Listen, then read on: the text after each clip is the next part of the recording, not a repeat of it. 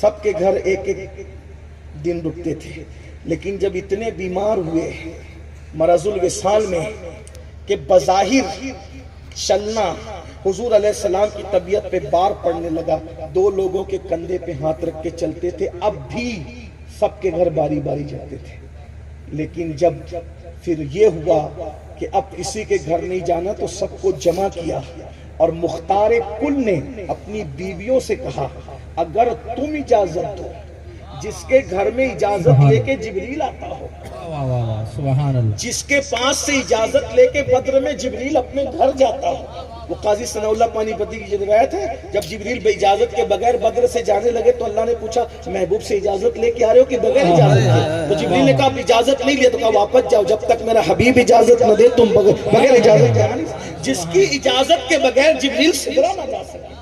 اگر غور کریں، وہ ہمیں تعلیم کے لیے ساری ازواج کو جمع کر کہتے ہیں کہ اب میری طبیعت میں علالت اتنی بڑھ گئی ہے کہ مجھے تمہارے گھر تک آنا بار پڑتا ہے، اگر تم اجازت دو تو میں عائشہ کے گھر رک جاؤں، اور اگر اجازت نہ ملے تو اجازت تو ملنی تھی، کوئی رکاوٹ نہیں تھی، لیکن امت کے لیے یہ تعلیم کہ دوسری تیسری کرنے کا شوق ہے، نبھاؤ تو ایک ہی ہو کر رہو گے تو کیا ہوگا؟ میرے آقا فرماتے جس کی ایک سے زائد بیویاں ہو اور انصاف نہ کرے، قیامت کی دن اس کا آدھا دھڑ اٹھے گا، آدھا دھڑ، کیونکہ اس نے انصاف نہیں کیا۔ انصاف کر سکتے ہو تو، اور انصاف آسان نہیں ہے میرے بھائی، انصاف آسان نہیں ہے، اور وہ بھی تمہارا اس دور کا 14ویں صدی کا انصاف نہیں، یہ اسلامی انصاف ہے، اسلامی انصاف۔ بہت خوبصورت۔ اگر انصاف تو یہ تو عورتوں کے، یہ 4 کی اجازت بھی عورتوں کے، اگر 500 کو لایا 4، بلکہ لامحدود کو 4 پہ لا کے کھڑا کیا، اور فَإِنْ خِفْتُمْ أَلَّا تَعْدِلُوا فَوَاحِدَةً پر قصہ مکمل کر دیا۔ بات یہ علم کی برکت ہے، یہ تو میں طالب علم ہوں تو میں نے عرض کیا، اگر بڑے علماء اس پر محققانہ گفتگو کریں تو آپ کی عقل دنگ رہ جائے۔ تو میں بات کیا عرض کر رہا تھا، حضرت آدم علیہ السلام کی بائی پسلی سے اللہ نے حوا کو پیدا کیا۔ جب آپ آگے بڑھے تو اللہ نے روک دیا، پھر نکاح کے بعد اب نکاح ہوا، آدم و حوا کا نکاح ہوا، پھر آدم علیہ السلام جانے لگا، پھر اللہ نے روکا، اب کیوں روکا؟ نکاح تو ہو گیا، توجہ ہے بھائی، توجہ ہے کہ نہیں ہے؟ ہاں، زبردستی آپ ہاتھ نہ اٹھائیں، توجہ تو بولنا، ورنہ بات پوری ہو گئی ہے۔ بولو بھائی، بات آگے بڑھے کہ نہیں بڑھے؟ ہاں، توجہ کریں۔ کیا ہوا؟ پہلے تو روکا، نکاح نہیں ہوا تھا، اب روکا نکاح کے بعد، اب کیوں؟ کہا پہلے مہر ادا کرو۔ اس کا مطلب یہ بھی ضروری ہے کہ پہلے مہر دو، یہ لازمی ہے۔ ہم کیا کرتے ہیں، آپ کے یہاں کا مجھے نہیں پتا، ہم نے اکثر علاقوں میں دیکھا ہے منڈپ نقد ہوگا، روکڑا، ہمارے یہاں روکڑا کہتے ہیں، آپ کے یہاں کیا کہتے ہیں؟ بہت قریب ہے، ایم پی مہاراشٹر، بہت دور نہیں ہے، بلکہ مالیگاؤں بھی 300 کلومیٹر 4 گھنٹے میں آ جا سکتے ہیں۔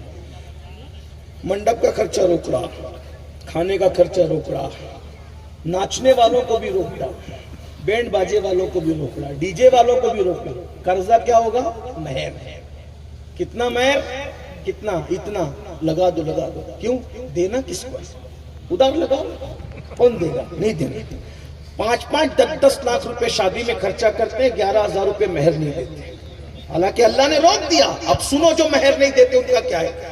کیمیائے سعادت میں امام غزالی لکھتے ہیں کہ جو مہر نہ دینے کی نیت سے نکاح کرے اور جو قرضہ نہ دینے کی نیت سے لے، قرضہ نہ دینے والا قیامت کے دن ڈاکو کی شکل میں اٹھایا جائے گا، اور مہر نہ دینے کی نیت رکھنے والا قیامت کے دن زانی کی شکل میں اٹھایا جائے گا۔ اس لیے اپنی بیویوں کا مہر ادا کر۔ آپ میں یہ بہت سارے ہوں گے 3 بچوں کے، 5 بچوں کے باپ ہو گئے، کچھ لوگ بڈھے ہو گئے، مہر نہیں دیا، پورا کھیت نام کر دیا بڑی بی کے، لیکن مہر نہیں دیا، ابھی مہر باقی ہے۔ یاد رکھنا، کتنا بھی احسان کرو، مہر باقی کے باقی رہے گا، مہر ادا کرو۔ اور اگر مہر نہیں دیتے تو عورتوں کو حق ہے وہ یہ کہے پہلے مہر دو پھر قریب آنا، عورتوں کو یہ حق ہے، مہر مانگو کتنا بھی ہو۔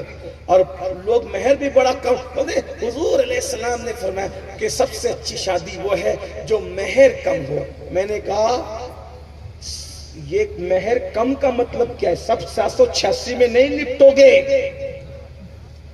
مہر کم کا مطلب یہ ہے سب کی اپنی معاشی پوزیشن پر کم کا اعتبار ہے۔ جو 5 لاکھ روپے میں شادی کر رہا ہے